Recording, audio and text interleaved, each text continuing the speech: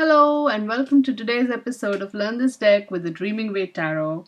And the cards we're going to look at today are the four kings. Now, the kings, in terms of personality, are obviously they represent the sort of peak of uh, maturity and development in terms of each suit. So for example, like the suit sort of dominates the central personality trait of each person. So the fire person will be more passion, like passion will be his driving force. The water person will have emotions as their driving force, and so on. So these four kings represent that the personality, yeah, at its most mature, I would say. But at the same time, that driving force of that particular element, that they represent, now they have there's sort of a control angle to it. Like they are in total control of their own element.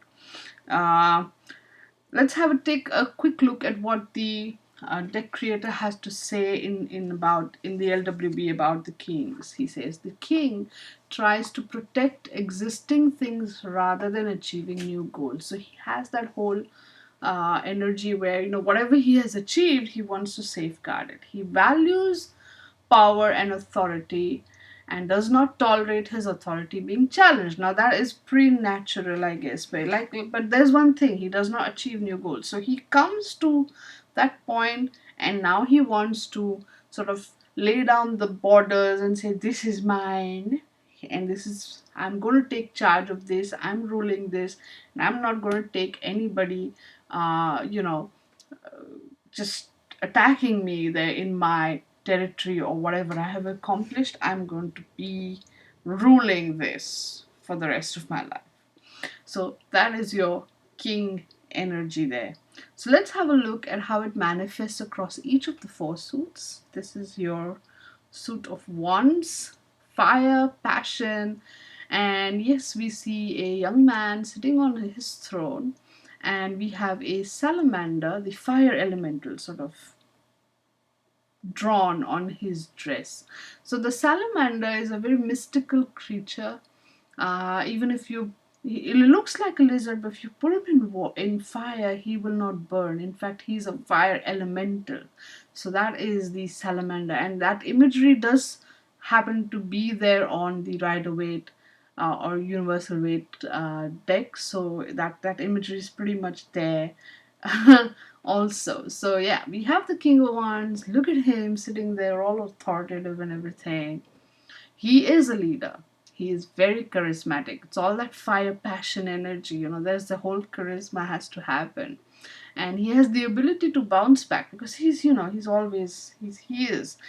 passionate, but he has that in control there.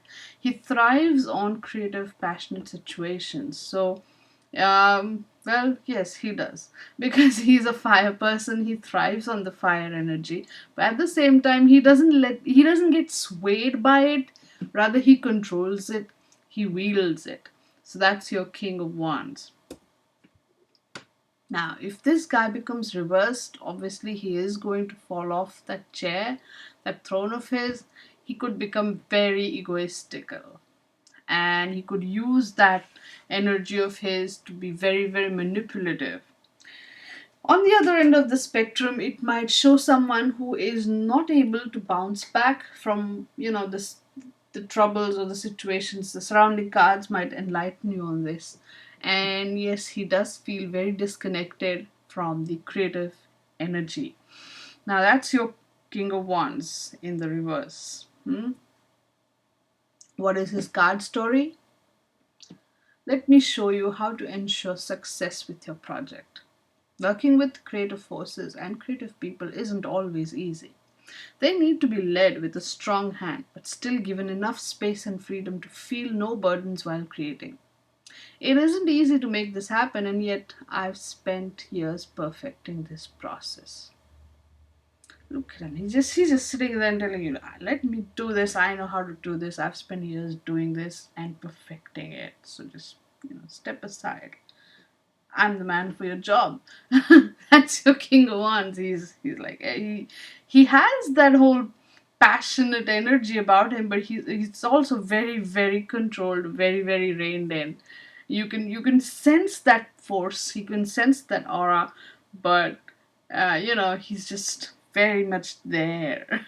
It's very powerful being around a King of Wands. So yeah, that's the King of Wands. That's how that energy manifests over there. Now let's go to the Suit of Swords, and we are going to see someone who's very, very, very, very, very, very logical. Of course, the imagery and the colors and the starkness is still there. Well, that's sort of the theme of the Suit of Swords, you could say. So this is one person who is all about logic, who is all about the mind, but at the same time now, compared to the previous cards or the previous people of the swords, where the mind sort of ruled him, this guy has overcome that and he is now in charge or in control of his own mind and his own thoughts. So that also, because again, swords cut. He is very harsh, he's very logical. On the lighter side, he has a great wit, sense of humor, and he's extremely knowledgeable about his subject. I mean, these people are often lawyers, and you can't, the kind of lawyers you just cannot argue with, you cannot win an argument against them. You do see that energy there often. If not a lawyer, they are very, very dominating person. Someone who uses words very carefully and very sharply. There's just no way you can argue with this guy and get away with it. Unless, of course, you are a sports person too. But then, when this card becomes reversed and this guy is tumbling off of his throne, he becomes extremely hurtful with his words. He has this whole my way or the highway kind of attitude, because he goes to the extreme there. His humor becomes very insensitive, very crass, and he uses that knowledge, that mind, ability of his to become very manipulative, and yes, oftentimes very cruel. So that's your King of Swords in the reverse. He could be a mean bully when he wants to. So be very careful when this card comes up in the reverse. This is one guy you really, really do not want to cross when he's in the upside down position. Alright? So be really careful, because he's feeling unsettled. He's going to lash out with the weapons he has in his arsenal. Remember that, right? And he's the king. He has that control over the element that way. So be very careful around the King of Swords reversed. And so what's his card story? If you think that this is harsh, then you aren't living the real world, my friend. Nothing is as simple as that. In the real world, only the tough people survive, and for that, you need to have a strong mind which can handle many things at once. You need to be precise and straight with your words and deeds. That is the only way you will gain everyone's respect. Yep. That is the King of Swords in a nutshell. He may be harsh, but he tells the truth no matter what. And he likes to be very straightforward, very precise and sharp, and convey a whole lot of stuff just with a few words. That's kind of his speciality. Okay, so moving on from that very, very sharp energy of the swords, let's go into the softness of the cups. And look at the King of Cups. I like this guy. Yes, I do. He is sitting on his throne, and the throne floats upon the waves. In his hand, he holds a cup, and he's got that gentle sort of smile on his face. Now, this whole symbolism of this floating throne is metaphorical, clearly, because waves are all about feelings and emotions here, and he floats above them. See, that's his element, water. And he doesn't get thrown or tossed by the swords. He floats above that wave. So that is the King of Cups. He's emotionally very content. He's a very joyful person. He's very creative and intuitive, and he's a leader with a heart. He's the kind of ideal sort of leader that everybody dreams of having at their work. Someone who understands them, but someone who will also lead them. So that is your King of Cups there. His emotions are his strong point, and he does have a lot of control over them. All right. But when this guy becomes reverse, he's gonna fall off and he's gonna let those waves toss him about left, right, and center. He becomes either very emotionally disconnected, or on the other end of the spectrum, he becomes very sad and depressed. And yes, the reverse King of Cups often has a drinking problem. So watch out for that. If you get that feeling, say something. And yes, he can also end up becoming emotionally manipulative. So be very careful. Open your heart when you open this card. Just see what feeling comes and just go with that. Okay? What's this guy's card story? People are emotional creatures, and therefore it's essential to manage their feelings in a way that makes them feel comfortable and at ease. Once they feel at ease, they can be creative and productive. However, that doesn't mean anyone can manipulate me. I'm aware of the vibes such people give out, and I can easily take care of this when it happens. So, this is a person who uses his feelings to navigate his way through life, and at the same time, he's also very much in control of them as well. So, he uses them and he controls them. So, he has that whole sort of hold over the element that he represents.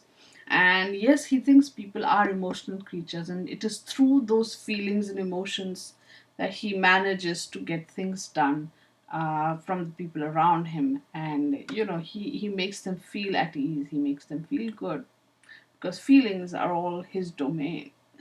That's your King of Cups. And from this wonderful, soft, sweet energy, let's go to the King of Pentacles, the king where everything has finally manifested for him. Yep, this guy sits on a throne and he wears a dress which is decorated with grapes. Now, we've seen before, grapes are a symbol of luxury. He has achieved his dream slowly, steadily. He has become financially successful. He has long term plans and long term vision, and he has used that to get to where he's at today. Because it's all about pentacles, and it's because tangible, real things are involved. He has his hands full with making things, getting things done, and he really is someone who works very hard and has worked hard to get where he is. He's very steady, he's very stable. There's just one thing, he's very routine oriented. Now, having a routine has its pros and cons, but for a person like him, having a routine is the biggest plus of his life. He's most productive when he is following his routine. So if you are hanging around with the King of Pentacles, dating a King of Pentacles, or if you are yourself a King of Pentacles, respect and love the routine, and this King of Pentacles will do everything in his power to make things wonderful for you. So, what happens, however, when this guy becomes reversed and falls off his throne? There is a delay in the financial success. There may be a delay or hurdles in the success of his long term vision. He becomes unsteady, unstable, and that disruption in the routine, everything gets disrupted with that disruption in routine. So, just like I said, love his routine, and he'll love you back like you wouldn't believe it. So, what is this King of Pentacles card story? If you think that I'm not a very interesting person, it is really your problem. I'm not concerned in any way about your opinions. I know how hard I've worked to get to where I am today. It took a lot of dedication and perseverance to get here, and I'm not letting go of this comfortable position. Always, productive routines are the key to a person's success. You cannot disregard that. He was all about his routine. So yeah, that's the King of Pentacles. Here's the thing with Pentacles, the routine kind of energy sort of vibes really well, and I wouldn't uh, put it past him because even as a person, as a creative individual, I understand the whole point about these routines. Yes, sometimes you feel very creative and you want to just write your whole novel in a day, but that doesn't always happen. For that you have to work very steadily, productively, step by step, every day writing some do your word count.